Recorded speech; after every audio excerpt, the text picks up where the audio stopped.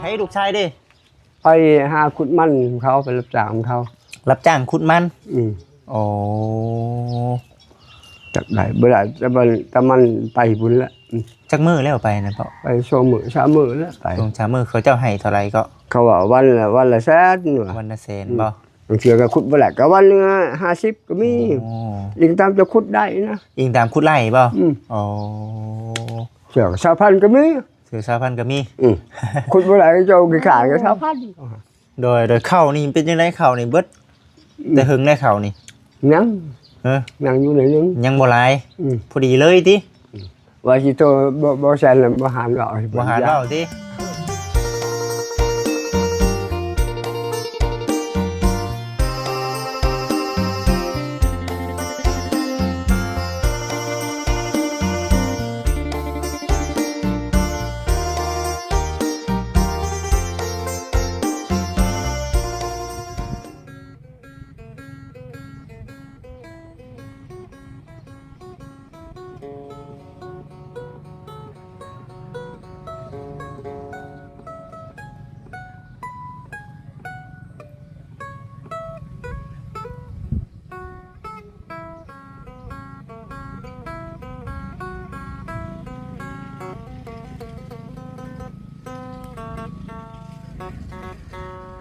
แข็งหมดที่เลย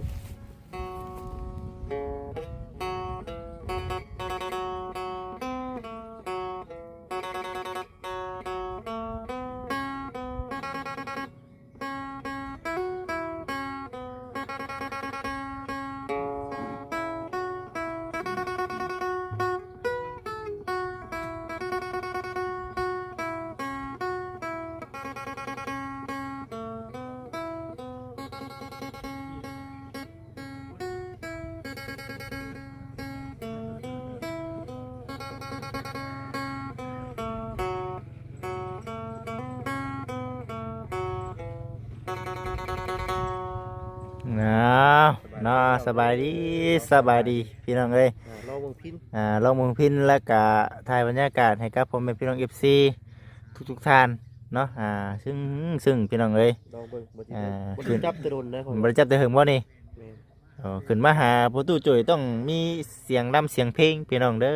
อเนาะเจ้าหันได้บ่มีเวลาดีดแม่นบ่คือกันเนาะเอาพี่น้องเด้อกับตักทายสบายดีFC ทุกท่านเนาะบ่ครับเอาดินเบสด้วยมาดินเบสน้ำกันพี่บัดเด้งเพลงให้กับพ่อแม่พี่น้อง FC ได้เบิ่งก่อนเปลี่ยนบรรยากาศนำมื้อนี้วันนี้นะพากันมาเฮือนพ่อเฒ่าโจยหรือว่ามีเวียงมีงานทางนี้พี่น้องเอ้ยเนาะจังไดก็สิถ่ายบรรยากาศนี่แหละมาประชุมประชานกันไปสบายดีใกล้ๆกันอยู่ใกล้ๆกันเลยเนาะบางคนพี่น้องเอ้ยอยู่ใกล้ๆกันนักดนตรีเด้กดรถขี่นั่งแล้วบ่นั่งเลย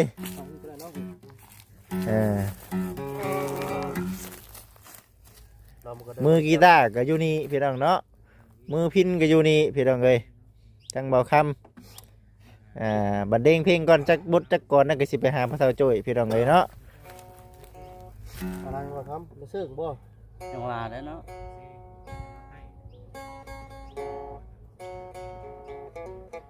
เอาเวทใส่แบบ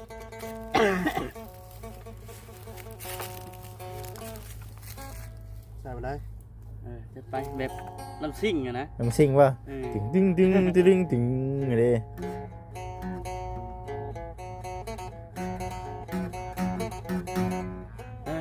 ลืมแล้ว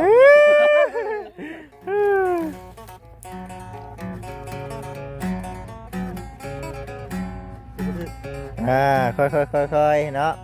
กำลังสตาร์ทพี่น้องเนาะเอาจักก่อนนึงได้สิไปหาพระเฒ่าโจ้ยนะ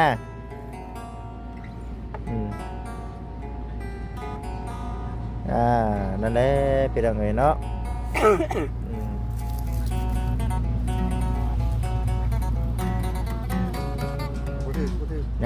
ยังบ่ถึกอยู่ดีเนาะพินนี่เฮาตั้งแบบบ่ได้มีตั้งกลางเองเลย มันก็มีได้อันนั้นมันก็มีจุดเนื้อของทหาร อ๋อ แต่ว่าใส่ว่าจำเสียงมันซื่อ จำเสียงใช่ป่ะนี่ เสียง ไปพี่น้องเนาะป้าโตบรรยากาศอยู่สิแล้วพี่น้องเนาะอยู่วัวอยู่สวนมีเครื่องปลูกของพังอันพื้นดินเรื่อยเลยเสียงมันอ่อนเนาะ แม่น แต่กุ้งมะพร้าวเรางามเนาะงามพี่น้องกุ้งมะพร้าวเรานะก็ไม้ไผ่แล้วก็งาม พื้นดินบนจะคือ ได้เลยบ่ มันแต่งนะ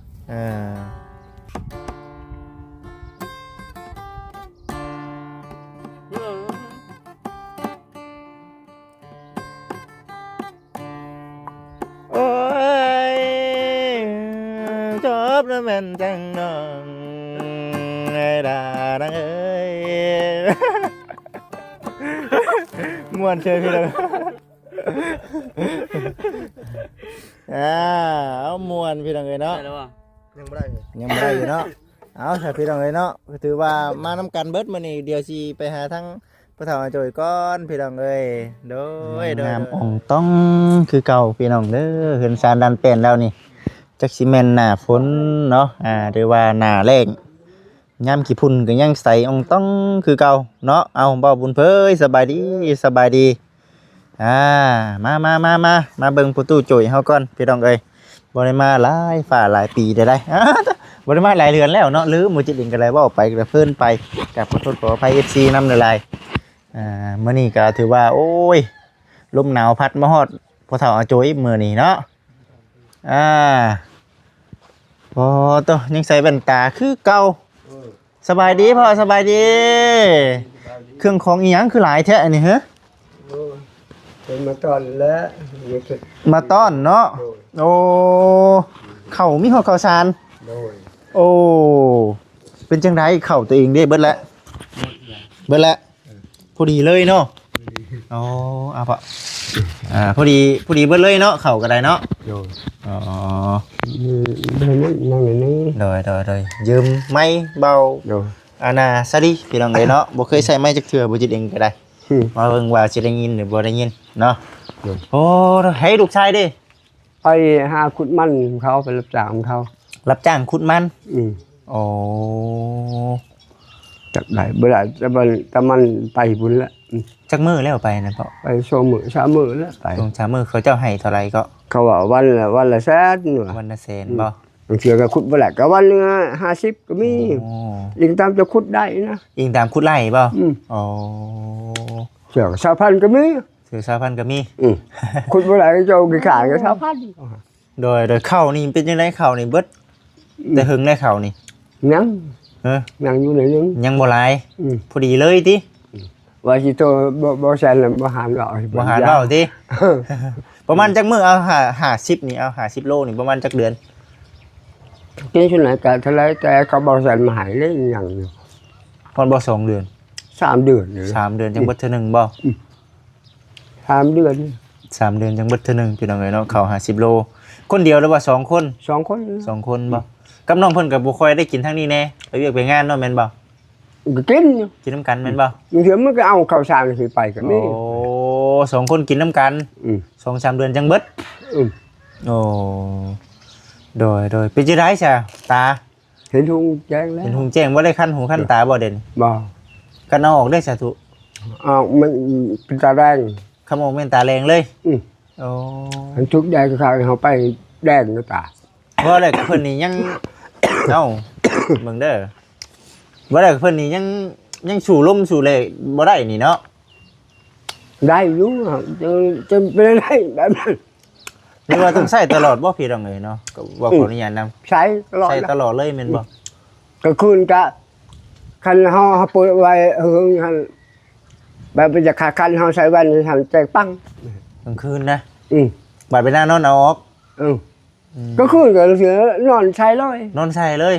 เคยล่ะ เคยเด้ติอ๋อ ประหาการก็ใช้แว่นนี่ เอ้ามันสิเห็นอยู่ฮะ เห็น เห็นบ่ เห็น โอ้ยังไปหาก้านอีกอยู่ โอ้หาการเกลียดกันอัน กินหน่อย เห็นอยู่ที่เขียนเอา เห็น อ๋อ คืนนี้ก็ได้อยู่มนึงคืน เมื่อคืนนี้ก็ไป กู ได้ คื มาน ได้มาเฮ็ดในได้บัตร แก้กิน อ๋อแกงจีนคือว่าไปขายสนองว่า บ่ อ๋อ พอละกินละใส่ข้าวคั่วกิน ขัวกินเนาะ อืม อืม โอ้เป็นให้ลูกเป็นหมากินเสียตอนเช้าหมดเลย เบิดแล้วบ่ หมด โอ้ เดี๋ยวแต่หมอ โดยคือช่วงนี้น่ะเป็นช่วงเขาเจ้ากลมันเนาะช่วงนี้เนาะ โดย ช่วงเขาเจ้ากลมันพี่น้องในช่วงนี้ อืม ก็เลยบ่ได้ค่อยได้อยู่แน่เนาะทั้งน้อง อืม สายพลเพิ่นก็ได้ นั่นแหละว่าจะลูกบ่รู้ว่าประธานให้นะปีมาบืนผือเลย บ่ได้ได้ติ บ่ได้หมูได้2-3 ล้านตัวอยู่เบิ่งหมูไขมัน เห็นมันละหลาเนาะงานช่างประทางวิทยาดินน่ะ อ๋อ ดินมันมาเข้าช่วงหามเจ้าอยากทางจะมีไปพุ่นกับเจ้าทางนี่ลงเข้าไปห่วงหามเอาเฮ็ดเอาเราดุจะเฮ็ดแต่ว่าเฮาบ่มีแนวตัดแนวแบกฮะอยากมากกับมือใช้หมู อืมดีแล้วซั่นเนาะมีแนวเฮ็ดแนวทำมื้อนี้มีหยังมื้อนี้มีน้ำปูน้ำปลาปรุงปลาแดกเกลือพริกเปียงนัว โดย ถือว่าครบพี่น้องเอ๋ยเนาะมีไข่มีปลากระป๋องถือว่ามาหาพ่อเฒ่าเพิ่นพี่น้องเนาะมื้อนี้ก็เฮือนเพิ่นก็ยังสวยยังงามคือเก่าเนาะ โดย สวยงามแต่ว่าในเรื่องการนอนนี่น้องเพิ่นยังบ่ได้มานอนเนาะนอนคนเดียว คืนนี้มันมา คืนนี้มาอยู่ คืนนี้มาไปมื้อนี้อีก โดย ไปต่อมื้อนี้บื้อไปเลยจังเลยมาก ระต่ายยังเฉพาะน่ะ ตามมาคาม อ้าวเอามาที่ไสนี่ ขอมาคำหน้านี่เลย โอ้มะขามหวานบ่ คำว่า โอ้ กินเหล้ามั้ง มะขามหวาน อืม เป็นจังได๋น้ำในไส้พ่อเอ้ย กิน โอเคอยู่บ่ น้ำกินได้สายปัจจุบัน น้ำกินซื้อเอา ชื่อเอาบ่เขาเจ้ามาส่งบ่ เขามาส่งเงินเพื่อน อันน่ะ 10,000 เท่าไหร่นี่ สุก 10,000 ใหญ่10,000 ตัวใหญ่ใน10,000เฮิงเติบติ เติบ เอาตุกหนึง จุกหนึง โอ้ ไปแล้วนะ โดยพี่น้องเนาะ ควัน คอนเนาะคอนคักคอนแน่ดิมุ่นบัดจะนี่อันนั้นเด้นี่ทั้งนี่พากันทางคือว่าหั่นแหละ มันจะพอแล้วเสียง เสียน้ำเผยคือว่าเนี่ยให้มันเป็นนั่นแหละพุ่นตัวหน้าพุ่นได้เพาะ โดย ตัวหน้าพุ่นได้น้องใส่พุ่นมาบอกน้องเพิ่นทางน้ำในเด้อมันจังเป็นบอลเฮาเนาะ โดย โตคนแท้นี่ โอ้ยนั่นแหละพออัดไว้อันนี้พอปัดแล้วเสาร์นี่บอกให้ตะกี้พูดมันอยู่ไหนอยู่ บ่คอนเนาะ อืม คอนเลยพี่น้องโอ้ธรรมดาถึงช่วงนี้ก็ยังคอนคือเก่าได้พี่น้องเอ้ยเนาะ ทางเขามีเงินไฟนี่เขาเอาจะอยู่ฮดนั่นได้ฮะ แม่นบ่ก็มีใดในติ มีได้ที่เขาฮดมันบุควัดเขาเห็นแปลอาหารเขาเห็น นี่แล้วฉันพี่น้องเอ้ยเนาะ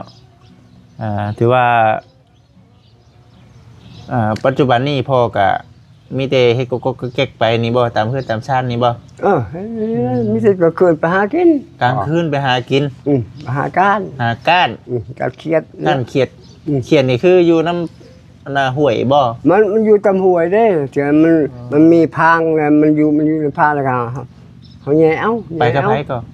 ไปผู้เดียว บ่ย่านนะไปคนเดียว บ่ปริยานล่ะ โอ้ ไปเถอะกับพ่อมูอยู่พุ่นละกับลงตะปายพุ่นละ เดี๋ยวว่ามันกันดิ คือเลยกันเจอกันเล็กน้อยอยู่ฮะ4-5 คนว่าชูมาพี่เครียดเบิกเขาอะไรมาโว้ยเขาว่าน้ำเหล้านี่นะเขาเล็กน้อยเลยเพิ่นบอกจะฟังคนละตาบอดแล้วว่ะโอ้ยตัวให้จะชื่อเอาโลดตัวว่า โอ้หักมีเนาะเขียดนี่เนาะพอได้อยู่เบิ่งข้างหลัง อะไร โอ้ดีแล้วจ้ะเนาะได้พี่น้องเอ้ยเนาะมาเบิ่งมาชมนํกันถือว่าเดี๋ยวนี้ปัจจุบันนี่ก็ในเรื่องเข้าเนาะพอเนาะในเรื่องเข้าเนี่ยที่ว่าต้องได้ดิ้นรนหาอยู่นะนั่นแหละคือว่านั่นก็ว่าเหตุผลเพราะแล้วจึงเอาเงินรวยว่าเอาแต่ขึ้นรุนไปเบี่ยงพวก บ่ โว้ยว่าตาเอาก็บ่บอกขอ เงินยังกันน่ะ เอาเป็นหน้าของเขาเอาขึ้นก่อนแล้วก็บ่ให้เขาให้ไปสอบนึงเขาสาร โอ้ไปเห็นหน้าน้ำเขาแหละบ่เอาเขาจะเอาเงิน มันไปเอาเงินก่อนไปเรียนกันเลย โอ้ เขาไปนึ่งเขา โอ้เอาเท่าไหรน่ะ ล้านหนึ่ง เอาล้านหนึง อืม เขาก็จะบ่ให้ติ แต่เขาให้เขาไปรีสอร์ทนึงเขาสารกินกันหมดเขาจะ เนาะ โอ้ยตัวฉันก็เห็นตัวลูกตัวเคยบอกกันบอกฉันมากพอที่ฉันจะเข้าไปหาแรกเขากินในบ้าน หาอะไรที่เขาหาอะไรที่เขาบ่ จะเข้าหาแรกของเขา ยังสานอยู่บ่เด่น ใช้จะพอเป็นไอ้นะหมดท้องทิศละ โอ้ บริษัทเลย บริษัทเลยเดี๋ยวนี้เนาะ บริษัทผ่าจริงบอกว่าฝุ่นมาก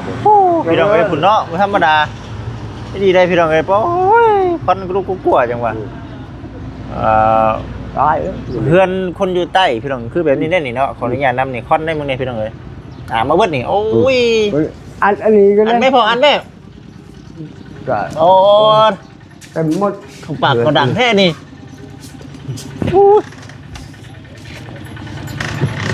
พี่น้องเลยเนาะตายผัดนี่เลย คอนหน่อยดิแต่รถไทยธรรมดาเนาะ โอ้ อุปสรรคไปพี่น้องเลยเนาะเขาเพื่อนอยู่ทั้งเหนือเนาะใครแน่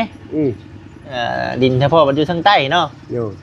ดินพ่อมันอยู่ทางใต้แน่ คนปินนาคนนู้นเจอแล้วล่ะ ปินหน้าหับทางเลยคันเขาบ่เฮ็ดทางอย่างนี่ใครแน่เนาะเขาปูยางให้โอ้ครับโอ้เพียง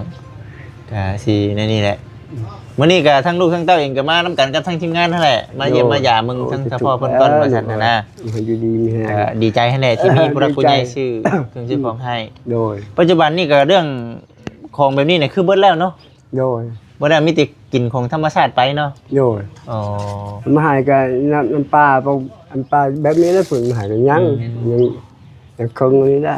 ยังอยู่จังเนาะเรื่องเฮ็ดของอยู่ของกินนี่คือเฮ็ดอยู่เฮือนเก่าพุ่นเฮือนตรงทางนั้นคำว่าล่มเขาไหนคำว่าล่มก็อยู่เนาะนี่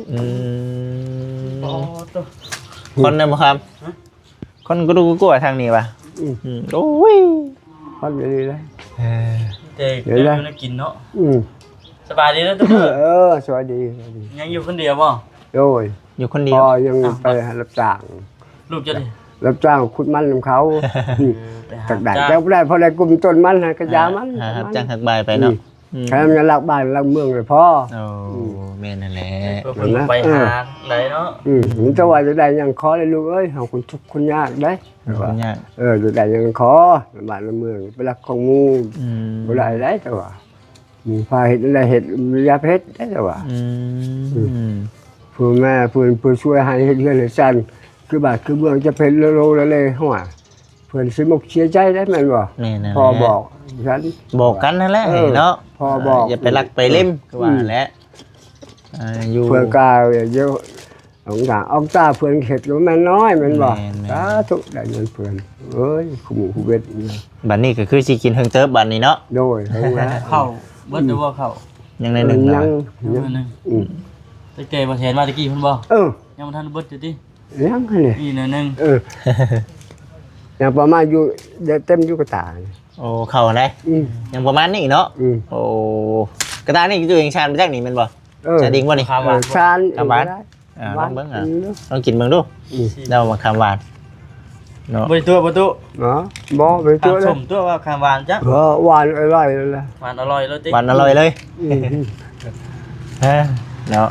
มาสาวตู้มาไม่เด้อมีแต่คุยกับทางบ่คำถ่าถือว่าในเรื่องของทั้งแต่พอเพิ่นนี่เมื่อนี้น่ะดีใจนำแต่เราอยู่ดีมีแห้งอยู่หรอวะลูกๆก็ให้อยู่ดีมีแห้งเด้อโอ้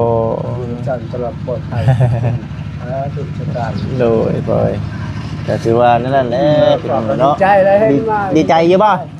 บ่ได้ยังก็ดีใจอะไรยังก็ดีใจเนาะบ่เห็นหน้าก็ดีใจเนาะเอาไปลองเด้อเนาะมานำกัน4-5 คน6 คนว่าขาดแต่บอต้ามันนี่ก็ได้พูดได้เดียวมือหน้านะเดี๋ยวเชื่อไปมาพบกันคือเก่า